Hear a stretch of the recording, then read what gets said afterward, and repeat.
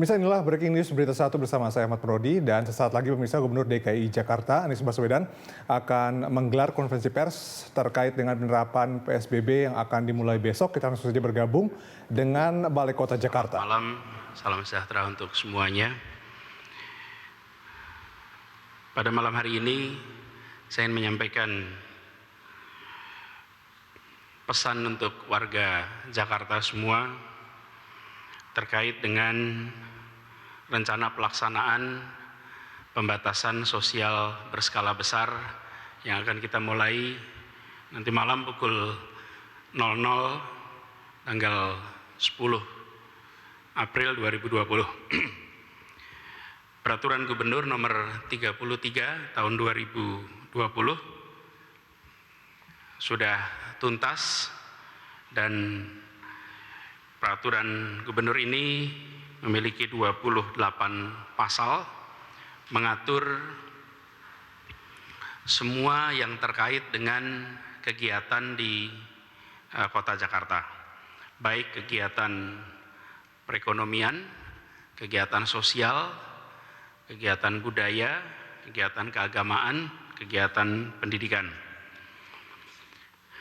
Di dalam peraturan Gubernur ini ditetapkan pada prinsipnya seluruh masyarakat Jakarta selama 2 minggu ke depan, 14 hari ke depan, diharapkan untuk berada di rumah, berada di lingkungan rumah, dan mengurangi, meniadakan bahkan kegiatan-kegiatan di luar. Prinsipnya adalah ini bertujuan untuk memotong, memangkas mata rantai penularan COVID-19, di mana Jakarta pada saat ini merupakan epicenter dari masalah COVID ini. Jadi tujuan kita bukan bertujuan untuk mengajak semua orang di rumah. Tujuannya kenapa di rumah? Menyelamatkan diri kita, menyelamatkan keluarga, tetangga, kolega, dan membuat penyebaran virus ini bisa kita kendalikan. Di dalam pembatasan ini, saya perlu garis bawahi beberapa hal. Pertama, terkait dengan pembatasan aktivitas bekerja di tempat kerja, ini diatur di pasal 9, bahwa selama pemberlakuan PSBB, maka dilakukan penghentian sementara aktivitas kantor, aktivitas di tempat kerja, dan penghentian ini wajib diikuti dengan kegiatan bekerja di rumah atau di tempat tinggal. Kewajiban untuk menghentikan kegiatan di tempat kerja atau di kantor itu berlaku untuk semua sektor kecuali beberapa hal berikut ini. Pertama adalah kantor instansi pemerintah, baik pusat maupun daerah, di situ ada pengecualian. Pengecualian kedua adalah kantor perwakilan diplomatik dan organisasi internasional. Kemudian ketiga adalah badan usaha milik negara dan badan usaha milik daerah. Kemudian juga untuk dunia usaha, sektor swasta, ada beberapa sektor yang dikecualikan. 1, kesehatan. 2, bahan pangan, makanan dan minuman. 3, energi. 4, komunikasi dan teknologi informasi. 5, keuangan. 6, logistik. 7, konstruksi. 8, industri strategis. 9, pelayanan dasar dan utilitas publik serta industri yang ditetapkan sebagai objek vital nasional atau objek tertentu. Dan ke-10 adalah sektor swasta yang melayani kebutuhan sehari-hari. Di tempat-tempat di mana dikecualikan, di sini diatur dalam peraturan gubernur pembatasan aktivitas kerja, kemudian pengaturan jumlah karyawan yang bekerja di waktu yang bersamaan untuk memastikan ada pembatasan fisik. Kemudian di dalam sektor tertentu, misalnya di dalam sektor konstruksi, maka semua pekerja harus berada di dalam lingkungan pekerjaan, lingkungan proyek, dan tidak keluar masuk. Pengelola proyek memiliki kewajiban untuk menyiapkan tempat tinggal agar mereka tempat tinggal, tempat makan, minum, fasilitas kesehatan, sehingga mereka tidak harus meninggalkan lokasi konstruksi, proyek konstruksinya. Kemudian di dalam sektor bahan makanan, minuman, warung, restoran, rumah makan bisa tetap buka, tetapi tidak diizinkan untuk makan atau menyantap makanan di lokasi. Semua makanan diambil, dibawa, atau tidak ada dine-in, take away, bisa menggunakan delivery atau bisa datang ke warung dan dibungkus dibawa.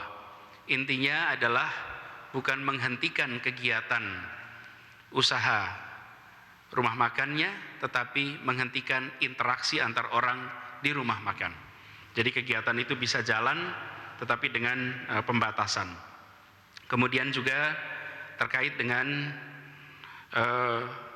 logistik, di situ juga ada ketentuan yang mengatur bahwa kegiatan pergerakan orang dan barang ada pembatasan.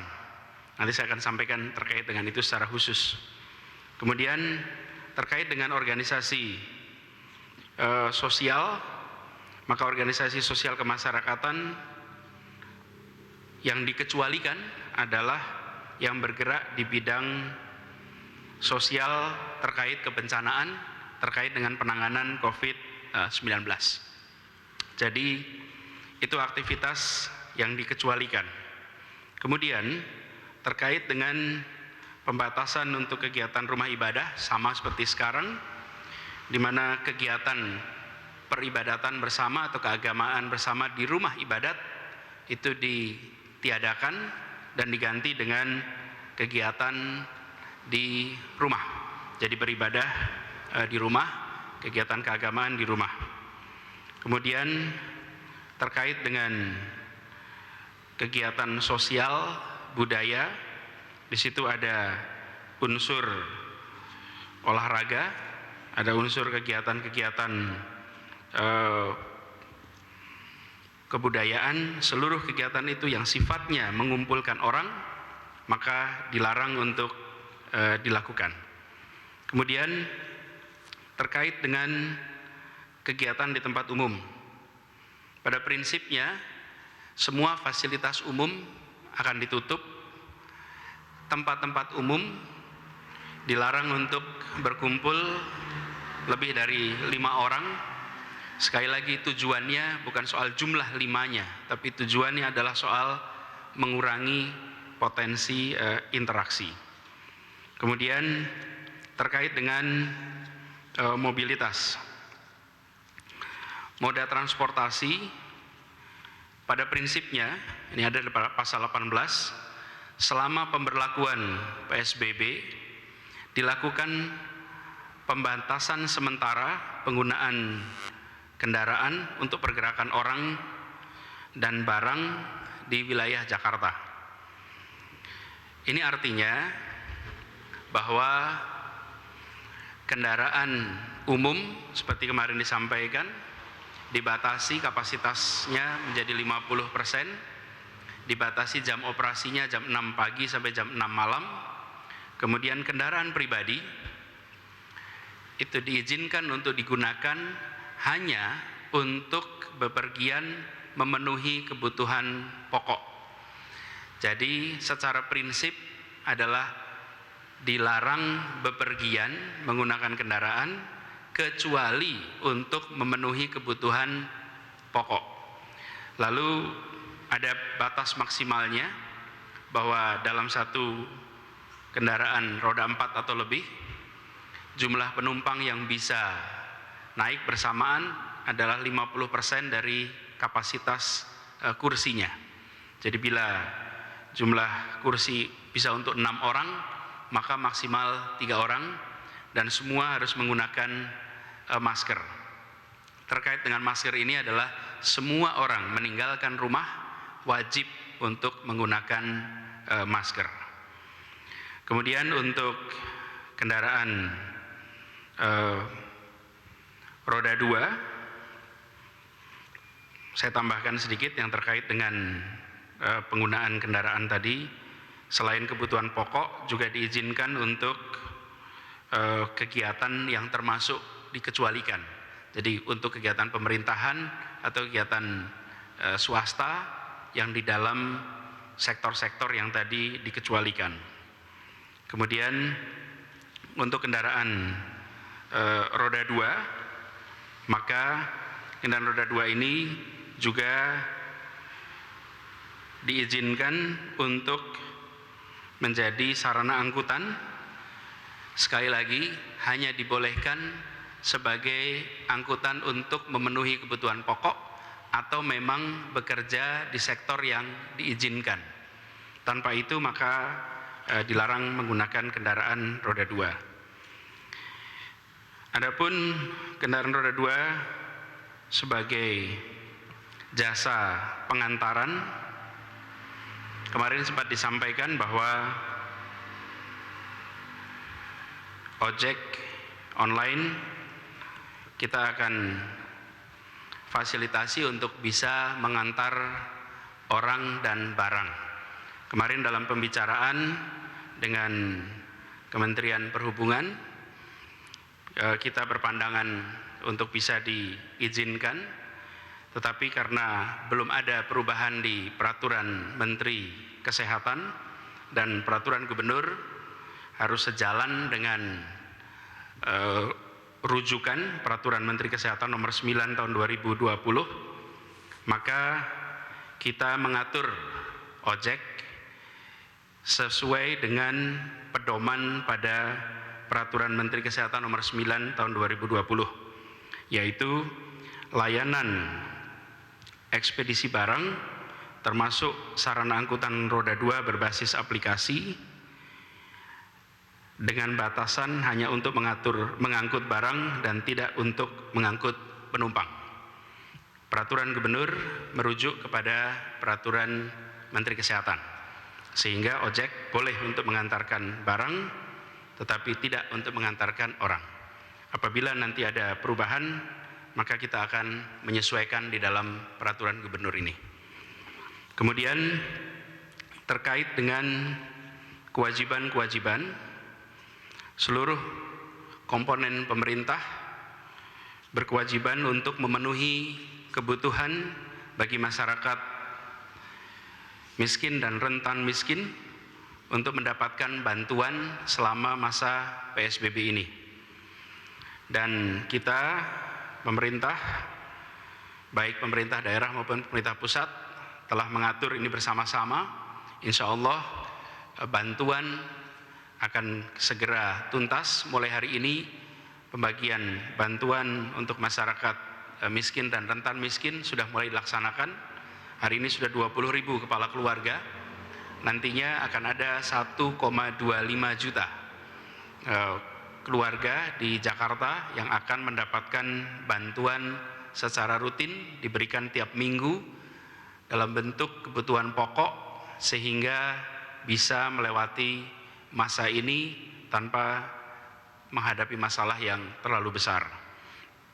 Kemudian selama masa pemberlakuan PSBB ini, seluruh masyarakat, seluruh penduduk di Jakarta berkewajiban untuk mematuhi seluruh ketentuan yang ada di dalam pelaksanaan PSBB ini.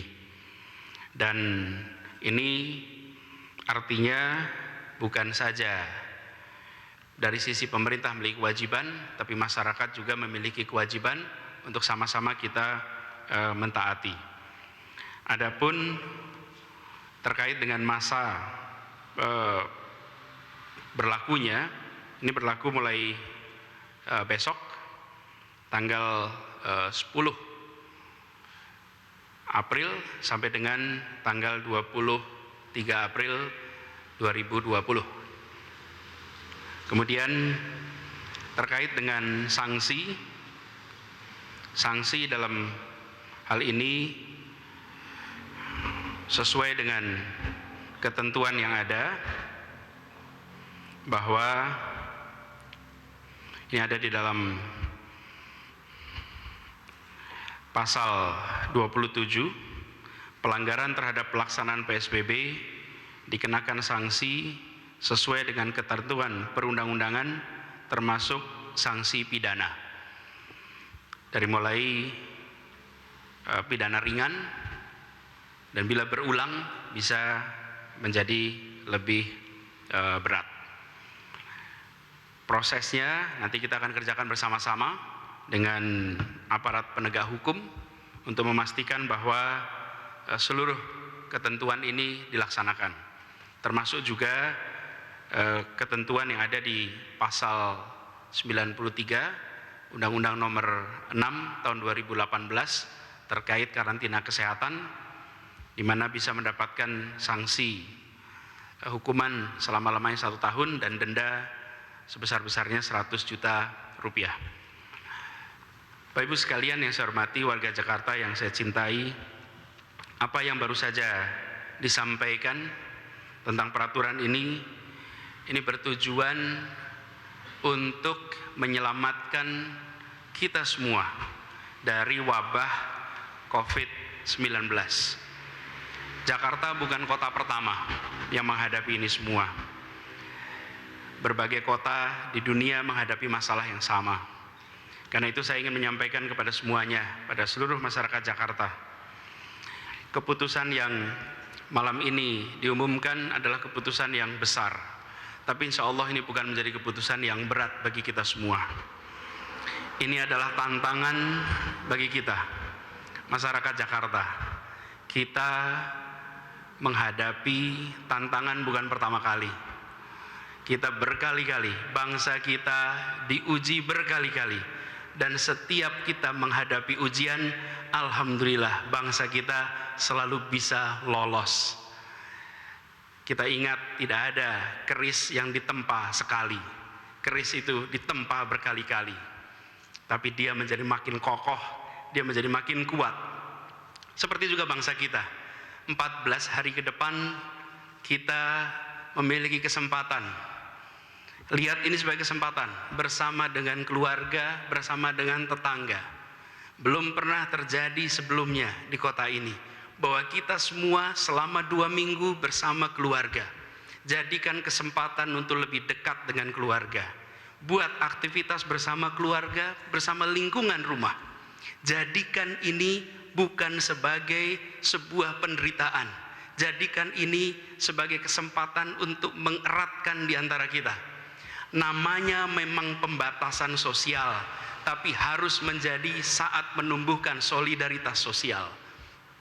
Ini adalah kesempatan bagi kita untuk menunjukkan, karena Jakarta yang pertama kali melaksanakan PSBB ini. Sementara masalah COVID ini sudah dialami di 33 provinsi. Kita harus tunjukkan di Jakarta bahwa kita bisa disiplin, kita bisa pegang komitmen, kita bisa melindungi diri kita, keluarga kita, tetangga kita, kolega kita dari wabah COVID-19 ini. Dan jadikan 14 hari ke depan sebagai rujukan. Mudah-mudahan daerah lain tidak harus mengalami seperti kita. Tapi kita bisa mengirimkan pesan kepada seluruh wilayah Indonesia, seluruh bangsa, dan insya Allah ke dunia, bahwa di tempat ini, di kota ini, ketika kita harus melakukan pengurangan kegiatan di luar, kita bisa laksanakan dengan disiplin. Dan bangsa kita bukan bangsa lembek. Jakarta juga masyarakatnya masyarakat tangguh. Yang datang ke sini, yang berada di Jakarta adalah orang-orang yang tangguh, yang berani menghadapi tantangan. Kalau tidak berani menghadapi tantangan, tidak datang untuk mengadu nasib di kota ini. Karena itu, saya percaya keuletan kita, ketangguhan kita, kekuatan kita akan bisa melewati masa tantangan yang ada di depan kita ini. Setelah kita bisa melewati ini semua, ini 14 hari, mudah-mudahan kita tak harus memperpanjang. Mudah-mudahan nantinya akan segera lewat. Dan ketika ini lewat, maka kita akan bisa kembali beraktivitas. Dan saat itu kita udah lebih dekat dengan keluarga, lebih dekat dengan tetangga. Lalu kita bisa kembali beraktivitas, kembali ke pasar, kembali ke sekolah, kembali bekerja, kembali menorehkan prestasi. Dan pada saat itu kita bisa mengatakan bahwa kita jalani yang hari ini mungkin terasa menantang dengan sebaik-baiknya, sehingga kita bisa keluar dari masa cobaan ini menjadi masyarakat yang lebih kuat, Jakarta yang lebih solid, Jakarta yang saling membantu, Jakarta yang solidaritasnya lebih kuat. Kalau kita sanggup lewati ini dengan baik, insya Allah Jakarta yang kita banggakan ini akan menjadi kota yang lebih hebat lagi, kota yang memberikan pada masyarakatnya kebahagiaan, kotanya yang maju. Karena tantangan COVID bukan hanya di Jakarta, di seluruh dunia, masing-masing menengok kota satu dan kota lainnya. Mari kita sama-sama tunjukkan. Jadi saya, Bapak Ibu sekalian saya hormati, saya tadi mengumumkan peraturan gubernur, detailnya nanti ada di website, tapi saya ingin kita semua jangan memandang ini sebagai sesuatu yang berat. Ya, ini besar, tapi insya Allah kita akan bisa lewati itu. Dan sekali lagi, bangsa kita sudah pernah melewati yang lebih berat, yang lebih sulit. Insya Allah ini akan kita bisa lewati dengan sebaik-baiknya.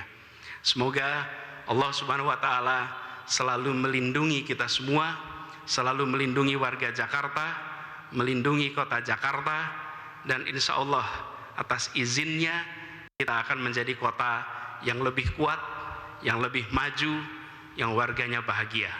Terima kasih. Assalamualaikum warahmatullahi wabarakatuh.